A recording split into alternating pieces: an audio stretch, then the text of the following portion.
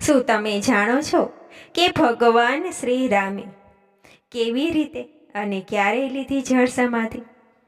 જાણો તેનાથી સંબંધિત આખી વાર્તા. જો તમે ભગવાન શ્રી રામના કટ્ટર ભક્ત છો તો તમને એ જાણવામાં પણ રસ હશે કે ભગવાન શ્રી રામનું મૃત્યુ કેવી રીતે થયું. આજે આ લેખમાં આપણે શ્રી રામના મૃત્યુ સાથે જોડાયેલા કેટલાક તથ્યો વિશે જાણીશું. દેશભરમાં ભગવાન શ્રી રામના લાખો ભક્તો છે. કહેવાય છે કે શ્રી રામના નામથી જ ભક્તોને ભગવાન શ્રી રામના આશીર્વાદ મળે છે.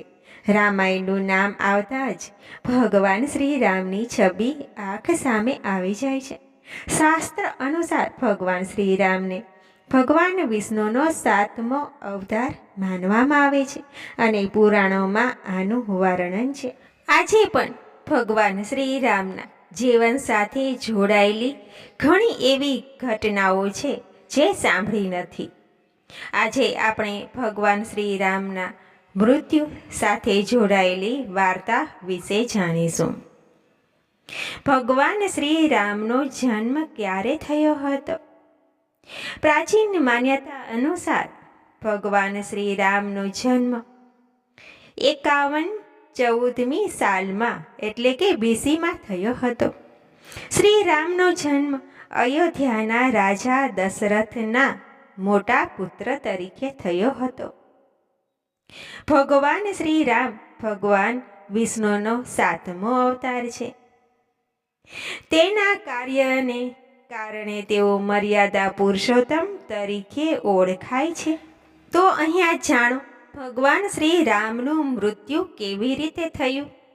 પ્રથમ વાર્તા.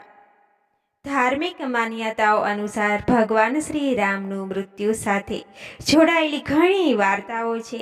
એક દંતકથા અનુસાર માતા સીતાએ તેમના બાળકો લવકુશને ભગવાન શ્રી રામને સોંપ્યા અને પૃથ્વી ઉપર અદૃશ્ય થઈ ગયા.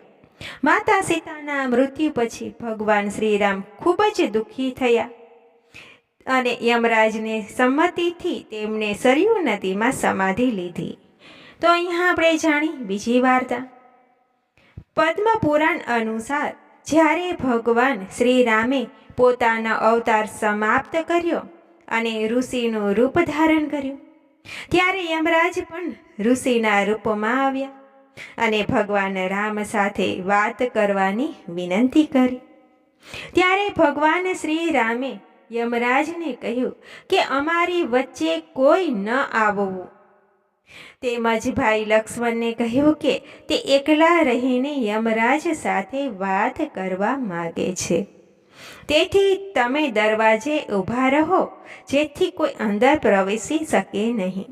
પરંતુ થોડી જ વારમાં દુર્વાસા ઋષિએ ત્યાં આવ્યા અને ભગવાન શ્રી રામને મળવાની વિનંતી કરવા લાગ્યા. લક્ષ્મણજી ના પાડ્યા પછી પણ તેઓ રાજી ન થયા અને ગુસ્સે થઈ ગયા. ઋષિના ક્રોધથી બચવા માટે લક્ષ્મણજી ઓરડામાં પ્રવેશ્યા. તે સમયે શ્રી રામ યમરાજ સાથે વાતો કરી રહ્યા હતા.